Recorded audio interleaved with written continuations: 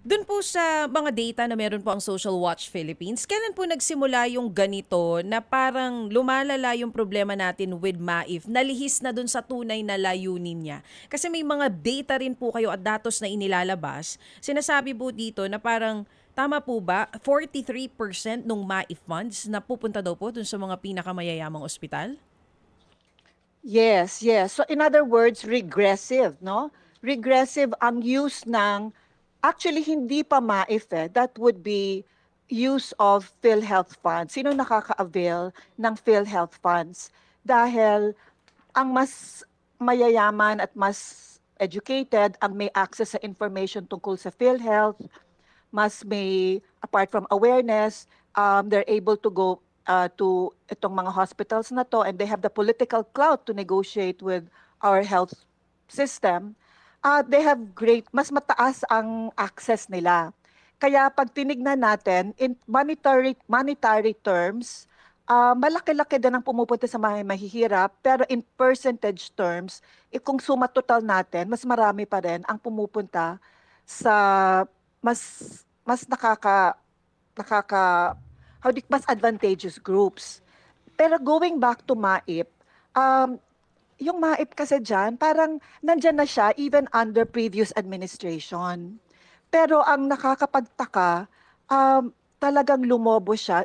Noticeably, lumaki siya starting 2023 at pataas, such that pag tinignan natin ngayon in 2026 budget, nakakadismaya, nakakalungkot at nakakagalit kasi second biggest budgetary allocation siya ngayon sa DOH.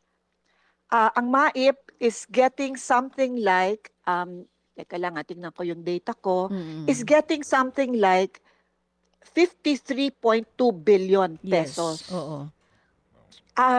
Kasi originally sa NEP, 24.2 billion lang. Pero merong tayong DPWH budget na 255 billion doon ni-reallocate. Binabaan kasi ang budget ng DPWH, lalo na yung sa flood control. So ang freed up funds for that is 255 billion. At yung 255 billion pumunta sa iba't ibang programa ng gobyerno. Meron sa DOLE, meron sa AIX, at meron din sa MAIFIP ngayon. Sa MAIFIP, opo. So dahil so yung NEP na MAIFIP na 24.2 billion, nadagdagan ng 29 billion galing DPWH. So hindi na nagkakalayo yung budget po nila ng PhilHealth mismo, tama po ba? Na parang 50 yung government subsidy sa PhilHealth, no? The 60 billion, 'di ba? Opo. Meron siyang actually yung sa PhilHealth, meron na siyang existing budget of tapos dinagdagan ng 60 billion. So aakyat siya to over 100 billion Yes, Yes, ma'am. Opo. Oo, but still it's shocking. Yes, ma'am. Kasi yung MAIFIP, which is really a patronage-driven politics sort of pondo, is getting 20% of DOH budget. Mga kapatid, brothers and sisters, saan ka pa? Dito na tayo sa totoo. Dito na tayo sa True FM. Mga kapatid, mag-subscribe and follow po kayo sa social media accounts ng True Network PH. Yan po kami, hanapin nyo lang True Network PH, Facebook, Instagram, YouTube, TikTok, and podcast.